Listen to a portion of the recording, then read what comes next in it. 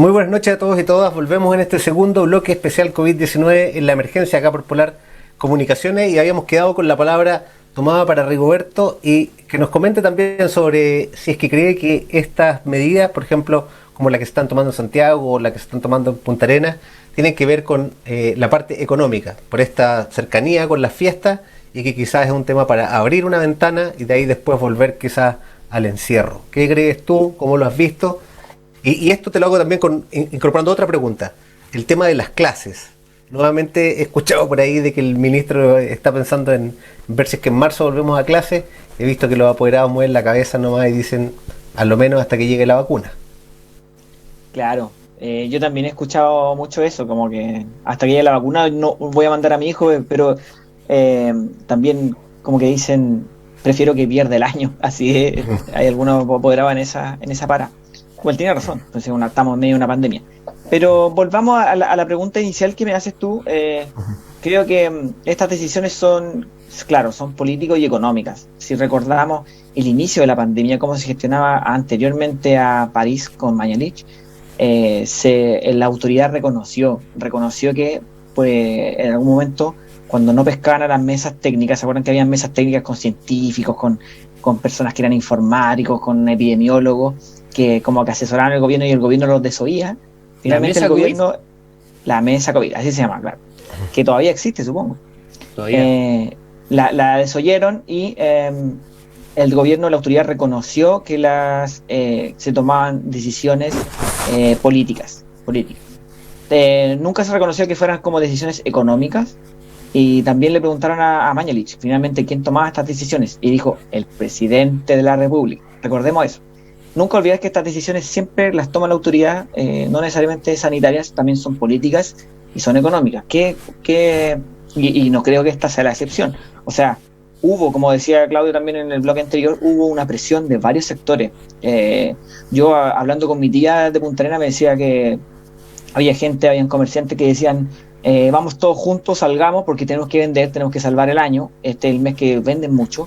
Tenemos que salvar el año y si nos vamos toda la cárcel, nos vamos toda la cárcel. Así al choque estaban algunos comerciantes, era como que tenían que salir para poder comer, según lo que me comentó ella. Entonces, en esa posición de que ya estás perdiendo todo tu negocio y que tu fuente hasta de comer, tu fuente hasta de comida, ni siquiera la subsistencia tu subsistencia diaria está en juego, tú ya no tienes mucho que perder, o sea, ya, mándenme a la cárcel, pero yo tengo que trabajar. Y eso lo vimos también la semana pasada con la carta con la carta de Natales, que todo el comercio de Natales es una carta espectacular, que yo nunca había visto una carta tan escueta y tan elocuente al mismo tiempo. Decía como una firma bien larga de todas las asociaciones de comerciantes de Natales y le decían al presidente de la República, necesitamos trabajar, dos palabras. Esa era la carta que llegó a la presidencia de la República. Entonces, en esos términos, con esa presión social de que se necesita reactivar la economía, se necesita salvar el año, porque recordemos que acá los meses de venta se ven salvados por la Navidad. La Navidad uno consume, pero profusamente, le compras regalos a todo el mundo, recibes regalos de todo el mundo, las ventas se incrementan, pero en mayor cantidad. Entonces, no habían argumentos sanitarios que nos hicieran decir ha bajado significativamente el nivel de contagios en Magallanes, por lo tanto no podemos abrirlo. Entonces esta es una prístina, una clarísima decisión económica y política que vaya que le viene bien al comercio y a la región de Magallanes. Sí, más encima con un 10% que está ya a la vuelta de la esquina, que va a llegar y que al final va a inyectar un montón de lucas ahí para que los comerciantes puedan, como se dice en chileno, hacerse la América el doble. Antes siempre estuvo bueno Navidad, ahora va a ser mucho más, pero también no hay que olvidar de que hay mucha gente también que ya se gastó su 10% y que en esta vuelta no tiene fondo, y ese es otro tema también que se está conversando fuertemente entre los distintos gremios, de ver de qué forma también sacamos algún tipo de bono Magallanes, algún tipo de inyección directa, ¿no es cierto?, de plata, porque hay gente que no solamente estuvo 9 meses parado o lo despidieron o en su efecto no podía ejercer su trabajo por cuenta propia, ¿no es cierto?, o cualquier cosa, porque no tenía los permisos, no contaba con esto, no se consideraba esencial, todo lo que ya sabemos, la comisaría virtual, etcétera, etcétera, y hoy día entonces está sin ni uno, no ha pagado cuentas básicas, no ha pagado arriendo, no ha pagado contribuciones, no ha pagado nada, tan absolutamente parado. Rigo, veía que me hacía... Sí, un dato no menor, que el precio del cobre está a niveles históricamente altos, hace más o menos, está en el mejor precio de hace más o menos 3, 5 años. Entonces, ¿qué quiere decir? Que vamos a recaudar plata y vamos a tener plata para el gasto público y para cubrir algunas otras necesidades. El precio del cobre está bueno, entonces para el próximo año igual podrían haber algunos otros fondos. Ustedes saben que ya se está discutiendo el presupuesto para el próximo año del área nacional y Hacienda ya lo tiene discutido. Sin embargo, esto es bueno porque para las arcas fiscales ya está entrando algún tipo de plata que podría ser usada eventualmente como emergencia o para planificar a los siguientes 2-3 años en el corto plazo y poder invertir un poco y también sanear ciertas situaciones que son perentorias, como por ejemplo la salud pública, los hospitales, que pueden ser la prioridad, las pensiones de las personas. También se podría echar mano a eso, ver cómo a futuro podemos tener un nivel de endeudamiento un poco mayor para salir de esta crisis y poder paliar ciertos problemas que son de ahora, las necesidades de ahora de la gente que la está sufriendo ahora. Vamos a pasar al tiro a hablar con Claudio del presupuesto y de un ítem que Claudio nos quería comentar con respecto al presupuesto, pero antes tú nombraste Hacienda y quiero también consultarle a Claudio sobre las declaraciones que hace algunos días hizo el ministro Briones con respecto a un mea culpa, que no lo habíamos visto en todo este tiempo, en donde dice quizás en los primeros momentos de la pandemia llegamos tarde o podríamos haber llegado antes y hace ese como mea culpa de que finalmente dice hemos invertido un montón de plata, pero quizás si al principio hubiéramos metido más fuerte podríamos haber generado otro impacto. Claudio, te doy la palabra. Estás con tu micrófono apagado. Gracias, Juan Pablo. Oye, yo creo que la declaración del ministro Briones, ministro que yo considero que ha tenido una buena gestión en comparación con su antecesor, es como el fiel reflejo de lo que podría haber sido una política pública preventiva para prepararse para la cuarentena, para anticiparse a los problemas que hubiese podido generar respecto a acciones que más bien pueden ser correctivas. Yo siento que la acción del Estado en este sentido, las políticas públicas ejecutadas por el Estado en función de la cuarentena y de la pandemia, fueron más bien correctivas. No hubo una acción que se anticipara a lo que podía venir, a pesar de que nadie jamás dimensionó cuál era la magnitud que esto podría tener, pero habían antecedentes. Nosotros acá teníamos 2 o 3 meses de ventaja de lo que estaba pasando en Europa. Lo vimos en primera fila desde todos nuestros televisores, entonces eso nos podría haber dado las luces de que esta cuestión era en serio. Entonces ahí yo creo que no sé cuál fue el tono del ministro, pero si fue una autocrítica yo creo que es totalmente justificada porque él está a cargo de Hacienda, él está a cargo de las arcas fiscales, de papafisco como le dice, que como se decía antiguamente, que obviamente es una declaración muy machista, pero yo creo que es un mea culpa de que el gobierno no tomó el peso de lo que se venía, no pudo profetizar cuál iba a ser el desempleo y todo lo que estaba pasando, no solo en Magallanes, sino que en todas las otras regiones del país. Así que nada, es como lo mínimo, tratar de hacer como ese auto mea culpa lo que pueda hacer el ministro. Respecto al presupuesto, el presupuesto ya está definido, ya está prorrogado, ya sabemos cuál va a ser lo que... Tírate el datito sabroso que tenías. A ver. Es un dato, mira, no es un dato tan macro, es un dato bien preocupante en función de algo que hemos conversado hace harto rato acá, que tiene que ver con la Convención Constitucional. Y nosotros acá, los tres hemos conversado con mucha fuerza de lo importante que va a ser el proceso constituyente, pero por sobre todo Rigo y Juan Pablo y yo hemos resaltado la importancia de la participación ciudadana en el proceso constituyente.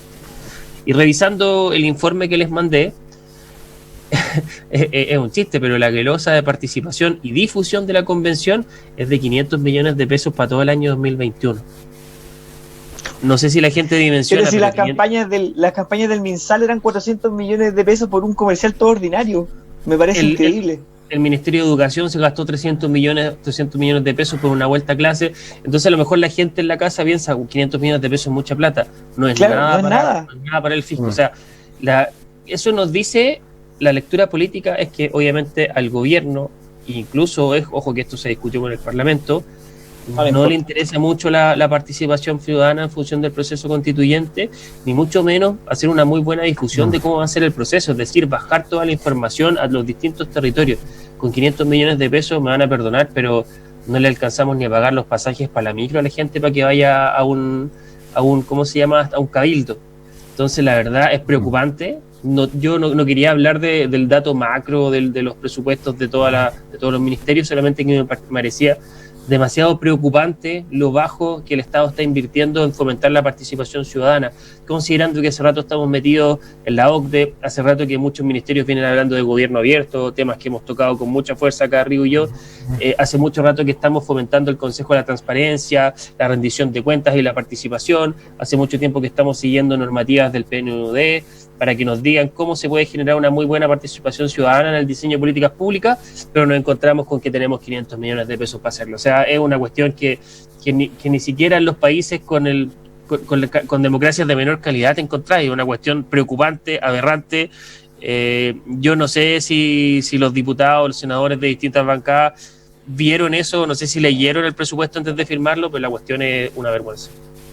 Sí, solamente la gente que nos está mirando en la casa que saque la cuenta de si alguna vez ha tenido que colocar algún aviso en algún diario o en algún medio local acá en la región y que vea cuánto cuesta y divida, agarre su calculadora y vea cuántas veces son 500 millones, pero no solamente para esta región, sino que para todo el país, y vea finalmente qué es lo que se puede hacer con eso. Es, como dice Claudio, un saludo a la bandera, es irrisorio, es casi por colocar un número ahí para no ponerle cero. Es complejo el tema de la participación porque además todos, y hoy día ya las voces críticas salen, ¿no es cierto?, de que esta cocina que finalmente se logró en su momento tampoco era lo que esperaban, y esto, bueno, lo realza, ¿no es cierto?, y lo pone en relevancia un poco más de que la participación con 500 millones o la difusión va a ser absolutamente nula. Sí. Rigo, con respecto al tema de la convención constituyente, también te quería hacer esa consulta. El otro día acá en Magallanes tuvimos un ejercicio bien interesante, una serie de agrupaciones sociales, ¿no es cierto?, de agrupaciones sindicales, feministas y otros, hicieron sus primarias para constituyente. Una votación presencial y una votación online. Finalmente votaron aproximadamente 3.000 personas, estuvo bien interesante, se hizo harto debate, y no sé si es que esos procesos se están realizando en el resto del país también, si es que ves también esta corriente que va por fuera de los partidos, que se organiza también para elegir en primarias sus propios representantes, o en la quinta región, por ejemplo, en Viña, más que nada donde estás tú, la gente está recolectando firmas, ocupando otro modus operandi para meterse en esta elección que a muchos también les parece interesante y les resulta atractiva, ¿no es cierto?, como una plataforma y como una posibilidad de participar en este proceso histórico. Sí, por el momento hay iniciativas chicas, tal cual como dices tú, hay iniciativas como de menos de 3.000 votos, se parece un poco a la política universitaria. No quiero desmerecerlo, pero porque son candidatos independientes que tienen sus bases bien asentadas, digamos, en los movimientos sociales, por ejemplo, las chicas que son feministas, los que organizan ollas comunes, tienen su movimiento, su grupo de personas. Sin embargo, como que no ha sido tan masivo y obviamente que no ha sido tan difundido.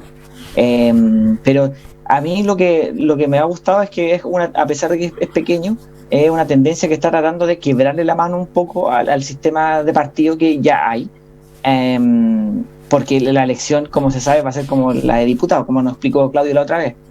Entonces es difícil quebrarle la mano a una lista de partidos. Acá ha estado entretenido, porque la otra vez no alcanzamos a comentar que acá, cuando se eligió a un dirigente social del agua, que es algo fundamental en la nueva constitución. Eso fue en Valpo, ¿no? Sí, Rodrigo Mundaca, acá en la quinta región. De hecho, yo voté por él. Convocó a más del 60%, bueno, él sacó más del 65% y arrastró mucho voto, porque se supone que era independiente. Claro que iba por la lista del Frente Amplio, pero era independiente, y toda la otra lista de la chica que iba por RD fue apoyada por todos los candidatos y por todos los congresistas que están acá en la región, por todo el oficialismo, digamos, entre comillas, por toda la bancada del Frente Amplio, y aún así perdió estrepitosamente ante este dirigente social del agua. Oye, el agua, disculpa, que va a ser fundamental. Dime. ¿Ese dirigente iba apoyado por nuestro coterráneo, el alcalde Sharp? Yo lo he visto en fotos con Sharp, pero no iba como apoyado legalmente por Sharp. Sí. pero acá, digamos, el senador Latorre, que es el único senador que tiene el Frente Amplio, lo apoyó. Diego Ibáñez también lo apoyó, y todos los otros que estaban acá. Entonces es como que le dobló la mano a todo el Frente Amplio, digamos. Tiene un gran arrastre. Entonces, y va a debatir un tema fundamental como es el uso del agua en Chile, que también va a ser un tema constitucional. Muchos decían, ¿por qué Rodrigo no se tiró a constitucional en vez de tirarse, no sé, a gobernador? También eso era interesante. Se está dando esa tendencia acá en la quinta región, que es a la inversa de lo que se está dando, digamos, en el resto del país. Sí, ahí hay un tema interesante con el agua. El otro día leía que en Wall Street ya estaba cotizándose, ¿no es cierto?, el agua. Y bueno, vi en CNN y principalmente en medios norteamericanos qué era lo que significaba, ¿no es cierto?, y para dónde iba el mundo finalmente en este mercado de futuros, ¿no es cierto?, en donde finalmente el agua ya se considera un bien como podría ser el petróleo, el oro o cualquiera de los otros. Y a muchas personas le hacía rememorar y veía muchos memes y tallas por ahí, que son tallas que no son tan tallas, de estas películas futuristas, ¿no es cierto?, medias de la guerra por el agua, tipo Mad Max u otras que ustedes han visto. No sé, Claudio, ¿a ti qué te parece este tema del agua, que es central, y además en la posición que se encuentra Chile, de que efectivamente igual tiene grandes reservas de agua dulce, principalmente en la zona sur, ¿no es cierto?, campos de hielo y otros más, y que finalmente hoy día igual lo que siempre dijimos, un poco los que estábamos al sur, de que nos convertimos en un objetivo geopolítico súper importante en esta nueva lucha por el agua. Y segundo, además te voy a patear la pelota porque sé que a ti te gusta mucho lo que decía Rigo con respecto al Frente Amplio. ¿Qué le está pasando al Frente Amplio con esta partición de escape de figuras, escape de partidos, y parece que los rostros más emblemáticos van quedando cada vez más solos? Sí. Oye, Juan Pablo, buena pregunta respecto al tema del agua. Yo, la verdad, es preocupante porque el otro día también veía una noticia de que en la región Chile y México son los países con mayores probabilidades de entrar en una depresión hídrica, es decir, de tener bajos niveles de acceso al agua en los próximos 10 años. O sea, eso es a la vuelta de la esquina. La verdad, eso también es un reflejo del mal cuidado que le hemos hecho al agua, partiendo desde el Estado y también con el mal uso que han tenido grandes privados, grandes empresas. Pero me llama mucho la atención de cómo el Estado ha ido dejando este tema de lado, y te lo puedo comentar con conocimiento de bastante causa, porque cuando me tocó trabajar en algún momento en el Congreso, una de las comisiones en la que yo trabajaba era recursos hídricos y desertificación. En ese entonces la discusión, te estoy hablando del año 2014-2015, en ese entonces el grueso de la discusión era la reforma al Código de Agua y el tema de la regularización de los títulos de propiedad de los derechos de agua. Se conversaba eso con bastante fuerza. Al final esa comisión no llegó a ningún puerto, seguimos teniendo el mismo Código de Agua, los derechos de propiedad no están regularizados, la gente de los ríos se pelea por eso. Y el otro día, estaba buscando otro tema y revisé todas las comisiones que hay en la Cámara de Diputados y me encontré con que esta comisión desapareció en el año 2017. Eso, la verdad, te dice que el Estado no está preocupado de lo que pase realmente con el agua. O sea, no hay un interés genuino de parte de la Cámara de Diputados en este caso. No puedo hablar del Ejecutivo ni del Senado. Lo que yo vi es la Cámara de Diputados, y donde me tocó trabajar fue en la Cámara de Diputados, de hablar sobre estos casos. Y más aún, la responsabilidad siempre tiene que estar en la Cámara de Diputados, porque es el organismo por excelencia que realiza acciones de enforcement, que se llaman política pública, o de fiscalización propiamente tal. Entonces son quienes están llamados y obligados en alguna manera a ver qué es lo que está pasando con el agua, por qué estamos con los números que estamos, por qué estudios internacionales nos dicen que 10 años vamos a tener el mayor peligro de tener déficits hídricos en nuestro país y región por región. Entonces a mí me llama mucho la atención, y eso la verdad es voluntad política. Pareciera que a quienes están ocupando los escaños en el Congreso, y eso te lo digo del Partido Comunista Acción Republicana, no les interesa debatir estos temas. Obviamente que se debaten, pero son parte de otras comisiones, son subtemas de otras comisiones. Hace 3-4 años atrás esta cuestión era una comisión en sí. Entonces se entiende la dimensión de lo que pesa cada una. Entonces a mí me llama mucho la atención. Yo creo que estamos como estamos porque hay falta de voluntad política.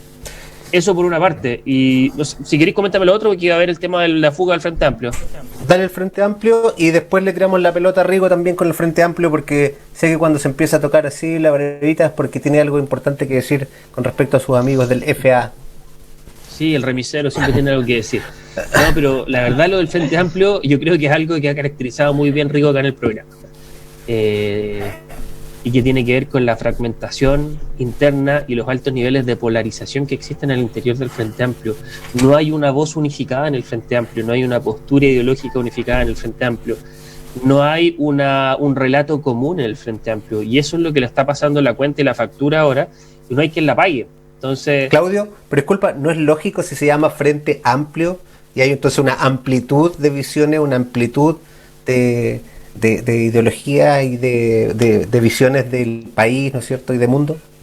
Pero esta es buena pregunta, porque por ejemplo el Frente Amplio de Uruguay, en realidad su amplitud está en que todos pueden ser parte de este movimiento, en que es un movimiento capaz de recibir de manera heterogénea a los distintos sectores, grupos indígenas, minorías sexuales, etcétera. Yo creo que la amplitud va más por ese lado, que obviamente yo creo que el Frente Amplio sí lo logra, pero al momento de ponerse de acuerdo, al momento de hacer una negociación política como coalición, ha tenido los roces, y esos roces han sido los que han generado esta fragmentación ideológica que hoy en día le genera muchos problemas para que Comunes se ponga de acuerdo con Revolución Democrática, para que se pongan de acuerdo con Convergencia, y que los otros partidos, que a lo mejor los otros movimientos que no son partidos también tienen mucho que decir porque están alineados. Entonces ese es el problema que ha tenido. La amplitud es un poco la invitación a que todos puedan ser parte de esto, pero esa amplitud tiene que tener la capacidad, porque es un conglomerado político, de tomar acuerdos, de tomar decisiones y unificar un relato. Y eso hoy día le está pesando al Frente Amplio, le puede pesar a toda la centroizquierda si no hay una unificación, y quienes más ganan son la derecha con esto. Rigo, en 2 minutos, tu visión del Frente Amplio, que yo sé que también es bastante crítica.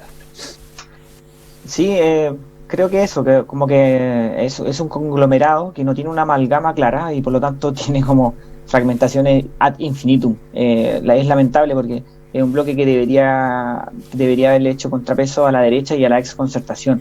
Debería haber como crecido en esa materia y haberse consolidado, pero lamentablemente está como deviniendo en caudillismo, casi como lo habíamos expresado la otra vez, que era como yo soy de Giorgio Jackson, yo soy charpista, yo soy no sé qué, entonces en pequeñas personalidades que finalmente tampoco no llevan un relato político grande y amalgamador de grandes discursos, digamos, para mover a muchas personas, para finalmente, no sé, sentar bases para tener algún clivaje de votación o algo así. No es la amalgama perfecta, dice el poeta Figueroa. No es la amalgama perfecta, claro. Para caer en un arjonismo, es la amalgama perfecta entre experiencia y juventud. Y bueno, ¿qué más quería decir? La candidata que le peleó a Rodrigo Mundaca, volviendo a la quinta región, también era pareja de La Torre. Entonces, claro, ahí el comidillo se hizo más vulgar, porque era, pero que la apoya porque la ama, porque es su pareja, eso decía Mundaca, y a la vez Campuzano le retrucaba que era un retrógrado machista por decir eso, que era obviamente la coalición que la apoyaba, y finalmente, bueno, ganó y dijo que los apoyos eran falsos, que todo no tenía un sustento como político, sino que era más personal. Y ahí vemos, para cerrar también ese punto, vemos más personalismo, más como amiguismo, que es bien como de nosotros los latinoamericanos, somos bien como de lazos, más que de cosas que son como más frías, somos mucho más de lazos. Y lamentablemente eso no es tan bueno para la política, para tener un relato más grande. Bueno, para ir cerrando, dedo arriba o dedo abajo, el otro día también escuchaba, medio en serio, medio en talla, de que el tema de Santiago, de que vaya bajando de fase, es para finalmente llegar a una fase 1 que casi concuerde con el término del campeonato nacional y puedan salvar a Colo-Colo de la B. ¿Dedo arriba o dedo abajo? Claudio. Colo-Colo se salva o lo salvan, pero no desciende, ¿eh? No desciende. Sí, o crean un gran campeonato de 50 equipos, pero no lo van a dejar. Ojalá nos salvemos. Bueno, buenas noches a todos. Gracias, Claudio. Gracias, Rigoberto. Y nos vemos el próximo lunes en este especial COVID-19 en la emergencia. Saludos a Franco en los controles. Muy buenas noches. Saludos a Franco. Saludos, Franco, de la gente de Magallanes.